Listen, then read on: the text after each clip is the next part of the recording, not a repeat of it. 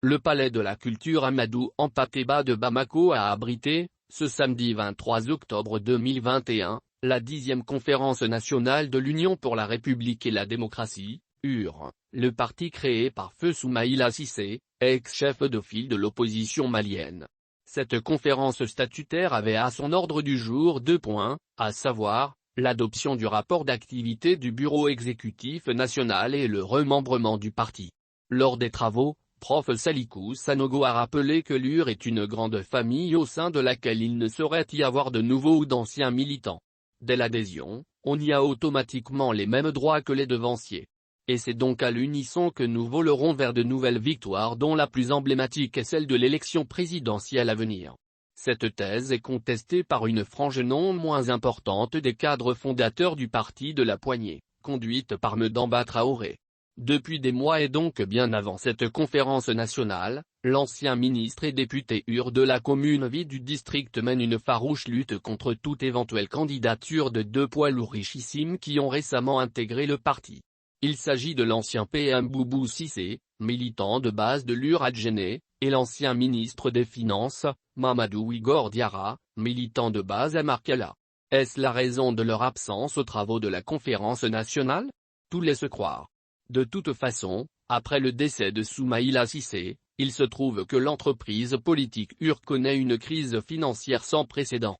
Afin de se maintenir dans l'arène politique et conserver ses bases, le parti de la Poignée sera contraint à l'offre publique d'achat, OPA. Or, seuls les nouveaux rentrants Boubou et Igor sont capables, par cette opération financière, de racheter toute ou une partie des actions de l'entreprise UR, en faillite. Ayant déjà affiché leur ambition de briguer la future présidentielle, la lutte sera implacable entre ces deux poids lourds financiers. En tant que membre du parti UR et possédant de fortes ressources financières, Boubou et Igor vont devoir mettre le paquet pour pouvoir reprendre la totalité de ses commandes. Un d'entre eux va l'emporter. Le même scénario a toutes les chances de se reproduire à l'ADMA, même s'il existe plusieurs barons dans ce parti qui a dirigé pendant 10 ans le Mali. Pourquoi? Tout simplement, parce que les barons de l'ADMA sont actuellement limités sur le plan financier. Il y a même parmi eux des gens qui sont quasiment paupérisés.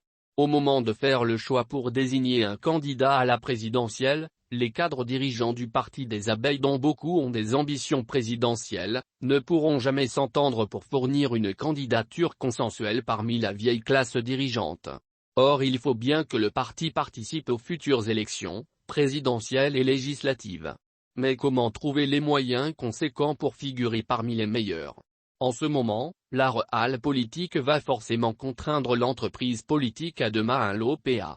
En ce moment, Sédou Mamadou Koulibaly, le patron de Sira et désormais militant de base ADMA à Markala, sera, par sa fortune, l'actionnaire le mieux placé pour racheter le parti et les cadres du parti. Il aura ainsi toutes les chances d'être le candidat ADMA à la future présidentielle. Idem au RPM. Ce parti, en dépit du fait qu'il bénéficiait de toutes les largesses du pouvoir défunt, n'a jamais pu grandir. Après la chute de son mentor Ibk, il est en déliquescence. D'ailleurs beaucoup de ces cadres opportunistes, à l'instar de Baba Moulay, ont déjà quitté le parti pour poser leurs valises chez de nouveaux mouvements politiques. C'est le cas notamment du mouvement Binkan qui ne cesse de recevoir les anciens cadres des soi-disant grands partis. À l'heure du bilan, le parti des Tisserands sera aussi contraint à l'OPA. Le RPM ne pesant plus grand-chose, il ne sera pas difficile à Sédou Mamadou Koulibaly de s'en approprier les commandes pour l'accompagner à la présidentielle.